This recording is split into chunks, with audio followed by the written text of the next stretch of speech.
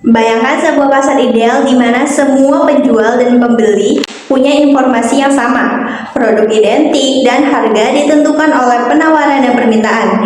Itulah pasar sempurna. Tapi, apa benar pasar seperti ini ada? Mari kita bahas. Definisi pasar persaingan sempurna. Pasar persaingan sempurna adalah suatu pasar di mana jumlah penjual dan pembeli sangat banyak, dan produk atau barang yang ditawarkan sejenis atau serupa, dengan catatan kedua belah pihak tidak bisa mempengaruhi harga karena sudah ditentukan oleh pasar itu sendiri. Selanjutnya, kelebihan. Kelebihannya adalah tidak perlu iklan atau promosi. Hal ini disebabkan barang yang dijual sama dengan pedagang lain. Kekurangannya, dalam pasar persaingan sempurna, perusahaan tidak dapat menentukan harga produk yang ditawarkan secara sendiri. Nah, selanjutnya ada contoh soal nih. Suatu perusahaan pada pasar persaingan sempurna, PT Melati bekerja dengan fungsi biaya total sebagai berikut. TQ sama dengan 2Q pangkat 2 ditambah 500. Harga jual produk di pasar sebesar 1000 dalam rangka memaksimal keuntungan. Nomor 1, berapa jumlah produk yang sebaiknya dijual oleh PT Melati? Yang kedua, berapa keuntungan yang diperoleh? Yang ketiga, gambarlah kurvanya. Nah, diketahui sebagai berikut. Langkah-langkah yang pertama, keuntungan maksimal diperoleh saat pendapatan marginal atau MR sama dengan biaya marginal atau MC. Kita ketahui pendapatan total ya, dan pendapatan marginal setelah itu mendapatkan keuntungannya, di mana keuntungannya adalah 124.500. Nah, setelah mengetahui yang tadi, selanjutnya kita membuat grafiknya. Kurva MC sama dengan 4Q linear meningkat. Kurva MR sama dengan 1000 horizontal pada P sama dengan 1000. Kurva MC atau biru menggambarkan biaya marginal MC sama dengan 4Q yang meningkat secara linear. Kurva MR yang hijau, pendapatan marginal dengan MR sama dengan 1000.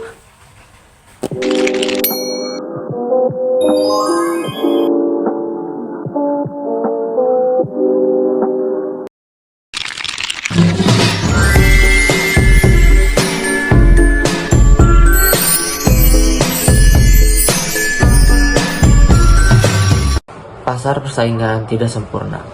Definisi dari pasar persaingan tidak sempurna yaitu suatu bentuk pasar yang mencerminkan sebuah kondisi di mana hanya ada penjual tunggal atau beberapa saja. Hal itulah yang menjadikan pembeli terlihat begitu masif. Dengan kata lain, hal tersebut hampir sama dengan sebuah produk tunggal yang tidak memiliki cadangan lain ataupun penggantinya. Adapun pengertian lain dari pasar persaingan tidak sempurna yaitu sebuah pasar mana selisih penjual dan pembelinya sangat banyak, tapi dengan barang atau produk yang sama atau serupa. Dengan adanya hal itu, harga yang ditawarkan oleh para penjual akan berpengaruh terhadap keseimbangan pasar itu sendiri. Pasar persaingan tidak sempurna juga seringkali disebut sebagai bentuk pasar yang tidak terorganisir secara sempurna. Oleh karena itu, jenis pasar tersebut dianggap tidak sempurna karena adanya kecacatan yang bisa menimbulkan ketidakadilan di dalam pasar. Selanjutnya ada pasar monopoli. Pasar monopoli merupakan suatu kondisi di mana hanya ada satu produsen atau penjual yang dapat menguasai pasar dan melayani semua konsumen yang datang. Produsen maupun perusahaan yang menguasai pasar tersebut mempunyai kekuatan yang cukup besar dan sudah dikenal oleh masyarakat luas, serta sudah memiliki kondisi keuangan yang cenderung memadai. Selanjutnya ada penyebab terjadinya tindakan monopoli. Yang pertama ada monopoli by nature. Penyebab yang pertama ini terjadi secara ilmiah. Selanjutnya yang kedua ada monopoli by law. Penyebab yang kedua ini terjadi karena peraturan atau perundang-undangan yang berlaku di suatu negara. Selanjutnya yang ketiga ada monopoli by license. Penyebab yang ketiga ini terjadi karena suatu perusahaan yang memiliki hak paten atas kekayaan intelektual yang dimiliki oleh perusahaan tersebut. Selanjutnya ada ciri-ciri monopoli. Yang pertama hanya terdapat satu pemasok atau satu perusahaan saja. Yang kedua tidak ada barang pengganti atau subsidi. Yang ketiga price maker. Yang keempat calon pendatang baru akan kesulitan untuk memasuki pasar. Yang kelima memiliki sedikit anggaran iklan, serta yang terakhir menimbulkan ketidakadilan. Selanjutnya ada kelebihan pasar monopoli. Yang pertama rendahnya tingkat kompetisi, yang kedua leluasa memasang tarif harga, yang ketiga inovasi berkelanjutan, serta yang terakhir ada efisiensi kegiatan operasional perusahaan. Selanjutnya ada kekurangan pasar monopoli. Yang pertama merugikan konsumen, yang kedua memicu kehadiran pasar gelap, serta yang terakhir memerlukan biaya yang besar. Nah, selanjutnya ini ada contoh pasar monopoli. Yang pertama itu ada Electric Sheet de France atau ADF. ADF ini perusahaan penyedia listrik terbesar di Perancis dan merupakan perusahaan milik negara. Yang kedua ada SNCF atau Société Nationale des Chemins de Fer Frances. SNCF ini adalah perusahaan kereta api nasional Prancis yang menyediakan layanan transportasi kereta api. Yang ketiga adalah Poste. Poste merupakan perusahaan pos milik negara yang menguasai layanan pengiriman surat dan paket di Prancis. Yang keempat ada Air France. Sebagai maskapai penerbangan utama di Prancis, Air France memiliki posisi dominan dalam industri penerbangan domestik dan internasional. Nah, di sini ada contoh pembahasan soal dari pasar monopoli beserta dengan kurvanya. Bisa dilihat seperti di samping ini. Pasar persaingan monopolistik. Pengertian pasar persaingan monopolistik. Pasar persaingan monopolistik adalah pasar di mana terdapat banyak penjual yang menjual produk serupa tetapi dengan diferensiasi tertentu. Penjual memiliki sedikit kekuatan untuk mempengaruhi harga produk karena adanya perbedaan dalam kualitas, merek, atau filter lainnya. Yang dimana terdapat ciri-ciri pasar persaingan monopolistik, yaitu banyak penjual. Terdapat banyak penjual, produsen, atau penjual yang menawarkan produk serupa dengan variasi tertentu. Yang kedua yaitu diferensiasi produk. Setiap penjual menawarkan produk dengan perbedaan dalam hal kualitas, misalnya fitur, desain, atau merek, sehingga konsumen dapat membedakan produk satu dengan yang lainnya. Yang ketiga yaitu kontrol harga terbatas. Meskipun penjual memiliki kontrol tertentu atas harga produk mereka karena diferensiasi persaingan yang ketat, membatasi kemampuan mereka untuk menetapkan harga secara bebas. Yang keempat yaitu kemudahan masuk dan keluar pasar. Produsen baru dapat dengan relatif mudah masuk atau keluar dari pasar karena tidak ada hambatan signifikan seperti regulasi ketat atau kebutuhan modal besar. Yang terakhir, yang kelima yaitu informasi yang tersedia. Konsumen memiliki akses yang cukup baik terdapat informasi mengenai produk, memungkinkan mereka membuat keputusan berdasarkan preferensi individu. Yang dimana di sini terdapat contoh-contohnya yaitu industri restoran dan kafe, industri pakaian dan fashion, produk kosmetik atau perawatan, dan industri smartphone. Yang terakhir itu perhotelan. Dan di sini juga terdapat contoh soal pasar persaingan monopolistik, yang dimana perusahaan Yummy Bakery menjual roti di pasar yang memiliki banyak penjual dan pembeli, namun masing-masing penjual memiliki ciri khas produk yang berbeda. Harga satuan roti yang ditetapkan adalah Rp10.000 per buah. Biaya total untuk memproduksi roti dinyatakan sebagai TC sama dengan 1000 Q ditambah 20 Q kuadrat dengan TC yaitu total biaya dalam rupiah, Q yaitu jumlah roti yang diproduksi, yang dimana terdapat soal yaitu tentukan fungsi biaya marginalnya. Dan jika fungsi permintaan untuk produk roti adalah 12.000 atau 20 Q, tentukan fungsi pendapatan total atau TR. Yang dimana di sini kita dapat ketahui harga P itu 12 dikurang 20 Q. Biaya total TC 1000 Q ditambah 20 Q kuadrat. Yaitu yang pertama yaitu fungsi biaya marginal. Marginal atau MC adalah turunan dari fungsi biaya total terhadap Q. Yaitu TC sama dengan 1000 Q ditambah 20 Q kuadrat. Yang dimana turunkan TC terhadap Q. Yaitu MC marginal biaya sama dengan TC sama dengan 1000 sama dengan ditambah 40 Q, jadi MC sama dengan 1000 ditambah 40 Q. Yang kedua yaitu fungsi pendapatan total TR. Pendapatan total TR adalah hasil perkalian antara harga P dan jumlah produksi Q. Diketahui di sini itu fungsi permintaan P 12.000 dikurang 20 Q. Maka TR atau PQ sama dengan 12.000 dikurang 20 Q. Kita sederhanakan yaitu TR sama dengan 12.000 dikurang 20 Q kuadrat. Jadi TR sama dengan 12.000 Q dikurang 20 Q kuadrat. Di sini terdapat kurva pasar persaingan monopolistik, yaitu kurva dalam pasar persaingan monopolistik menyerupai kurva pasar monopoli, namun lebih elastis karena adanya persaingan. yang dimana kurva keterangannya memiliki kurva permintaan cenderung miring ke bawah karena produsen dapat menaikkan harga dengan diferensi produk. Kurva MC dan ASI produsen mencapai keseimbangan pada titik di mana MC sama dengan ME, yaitu terdapat kurva yang berada di bawah ini. Dan di sini juga ada keterangan tentang kelebihan pasar persaingan monopolistik. Yang pertama yaitu banyak pilihan produk, yang kedua mendorong inovasi, yang ketiga kemudahan masuk pasar. Pasar persaingan oligopoli. Pengertian pasar persaingan oligopoli. Pasar oligopoli adalah salah satu bentuk struktur pasar di mana terdapat beberapa perusahaan besar yang mendominasi pasar dan memiliki pengaruh signifikan terhadap harga dan output barang atau jasa. Dalam pasar oligopoli, perusahaan-perusahaan tersebut saling bergantung satu sama lain, sehingga keputusan yang diambil oleh satu perusahaan akan mempengaruhi perusahaan lainnya.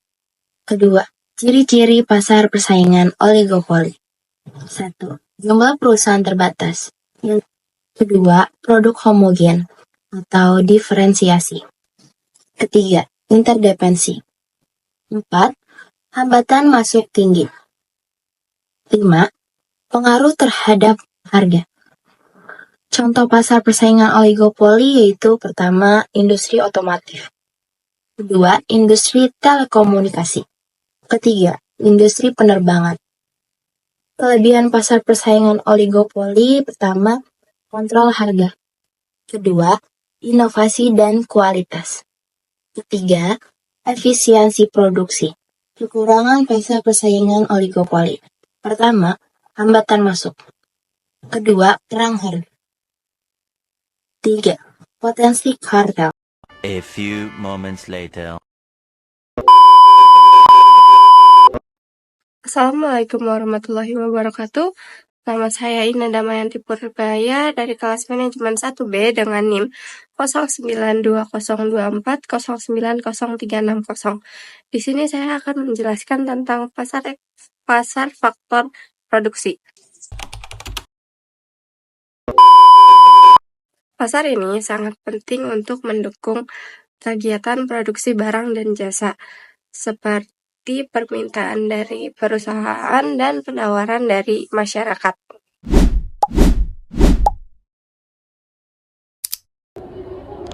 Macam-macam faktor produksi ada 4, yang dimana tanah dan alam, tenaga kerja, modal, dan kewirausahaan. Tanah dan alam digunakan dalam kegiatan produksi, yang dimana harga A few moments later. Harga tanah tersebut tergantung dengan lokasi dan kesuburan. Dan yang kedua, tenaga kerja dibagi menjadi 3, yaitu terdidik, terlatih, dan tidak terdidik, yang dimana dibedakan dengan gaji-gaji yang berbeda. Yang ketiga ada modal, meliputi barang maupun uang yang digunakan untuk operasional perusahaan. Yang terakhir adalah kewirausahaan. Pengusaha mengelola faktor produksi tersebut untuk menentukan nilai jual sebuah produksi barang maupun jasa tersebut. Ciri-ciri faktor produksi. Untuk tanah dan alam memiliki ciri-ciri dengan lokasi yang strategis dan kesuburan dari tanah tersebut. Untuk tenaga kerja, menerima gaji berdasarkan hasil kerja mereka sendiri. Dan untuk modal, perusahaan akan melihat nilai dari laba tersebut. Dan yang terakhir, untuk kewirausahaan, perusahaan harus berani mengambil resiko dan mencari peluang-peluang untuk keberlangsungannya sebuah perusahaan.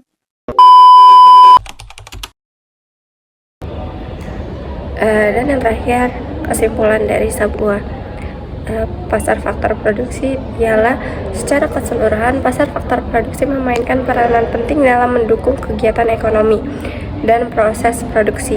Keberhasilan dalam mengelola faktor-faktor ini dapat mendorong perusahaan untuk berkembang dan menghasilkan barang dan jasa yang memenuhi kebutuhan masyarakat itu sendiri. Ya, di sini ada bab 4, yaitu struktur pasar di negara Prancis. Jadi yang pertama itu pengertian dan struktur dari negara Prancis. Prancis adalah sebuah negara dengan ekonomi pasar yang relatif bebas, tetapi pemerintahannya memiliki peran penting dalam beberapa sektor strategis. Sistem ini disebut ekonomi campuran, di mana mekanisme pasar berfungsi tetapi diimbangi dengan intervensi sebuah negara. Terus yang kedua itu ada sektor-sektor utama dalam pasar negara Prancis. Yang pertama itu dari industri, yaitu manufaktur. Jadi manufaktur itu termasuk sektor otomotif dari Renault, Peugeot, pesawat terbang Airbus, dan teknologi-teknologi lainnya. Serta juga ada energi. Prancis adalah salah satu produsen tenaga nuklir terbesar di dunia. Perusahaan ini seperti dari EDF, Electric de France, mendominasi pasar energi. Terus yang terakhir atau yang ketiga itu adalah pertahanan. Pertahanan dan ruang angkasa, industri seperti Dassault Aviation dan Thales menjadi pemain besar di pasar global. Itu ada yang bab 4.2 dari pertanian Prancis. Prancis adalah salah satu produsen pertanian terbesar di Uni Eropa, terkenal dengan produk seperti anggur, keju, dan gandumnya. Terus dari agrikultur subsidi, pasar agrikultur mendapat subsidi dan dari Uni Eropa melalui Common Agricultural Policy atau CAP. Terus ada 4.3 di sini ada sektor pariwisata juga. Maksudnya dari jasa. Yang pertama itu ada sektor pariwisata sebagai destinasi wisata global. Jadi sektor pariwisata ini merupakan salah satu penyambung terbesar ekonomi keuangan dari kota Prancis. Ya. Terus yang kedua ada keuangan.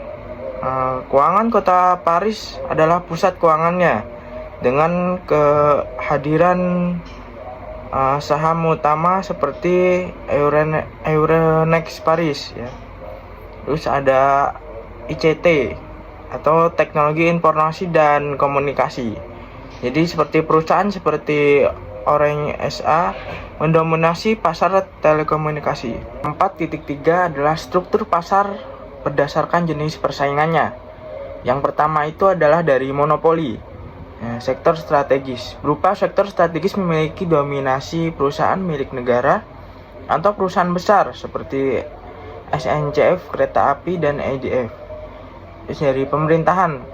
Pemerintahan secara historia mengatur sektor energi dan transportasi, meskipun privatisasinya telah meningkat. Yang ke 4.32 ada oligopoli, yaitu dari sektor pertama adalah industri. Industri seperti otomotif dan perbankan seringkali dikuasai oleh beberapa perusahaan besar. Terus ada kompetisi. Yang kedua, kompetisi ada tetapi didominasi oleh pemain utama seperti HNP Paribas, Société Générale, dan Crédit Agricole di sektor keuangan. 4.3 terus ada pasar persaingan, yaitu dari retail. Di sektor retail itu terdapat banyak sekali pemain, baik lokal maupun internasional, seperti Carrefour, Auchan, dan Licher. Yang kedua ada dari industri kreatif. Nah, industri kreatif ini seperti industri kreatif seperti mode kosmetik ya. Juga memiliki sebuah struktur persaingan yang kuat dengan merek-merek global seperti LVMH dan Dior. Yang keempat ini dari peran pemerintah ya. Pemerintah itu di Prancis memiliki peran besar. Dia memiliki peran sangat besar dalam ekonomi melalui regulasi, subsidi, dan pengawasan. Terus yang kedua dari sektor-sektor. Sektor-sektornya itu meliputi dari pendidikan, kesehatan, dan infrastruktur. Banyak dikelola oleh negara untuk menjamin aksesibilitas bagi seluruh masyarakatnya. Yang 4.5 ini berhubungan dengan Uni Eropa. Jadi keanggotaan, Prancis juga memiliki keanggotaan sebagai anggota dari Uni Eropa. Prancis memiliki akses ke pasar tunggal dan mengikuti kebijakan perdagangan bersama Uni Eropa ya. Terus kedua ada pengaruh. Uni Eropa mempengaruhi kebijakan ekonomi dan pasar, terutama dalam hal persaingan, perdagangan, dan agrikultur. Ya, ini adalah bab 5 atau penutup. Jadi penutup ini ada kesimpulan. Kesimpulannya yaitu pasar merupakan pertemuan antara permintaan dan penawaran barang dan jasa yang dapat memiliki bentuk konkret atau abstrak. Karakteristik yang paling penting agar sesuatu dapat disebut sebagai pasar adalah adanya pembeli dan penjual, serta barang atau jasa yang diperjualbelikan. Pembagian pasar didasarkan oleh menurut wujud, waktu terjadi, legalitas, lulus jangkauan, hubungan dengan proses produksi, dan struktur pasar tersebut. Jadi struktur pasar tersebut merupakan pengolahan terhadap bentuk pasar. Penggolongan ini didasarkan pada beberapa karakteristik seperti jumlah produsen, tiap barang atau jasa, hambatan orang atau hambatan masuk pasar, dan lain-lainnya. Jadi struktur pasar ini dibagi menjadi bentuk besar, yaitu pasar persaingan sempurna dan pasar persaingan tidak sempurna, di mana pasar persaingan tidak sempurna dibagi menjadi 3. Jadi pasar monopoli, pasar oligopoli, dan pasar monopolistik.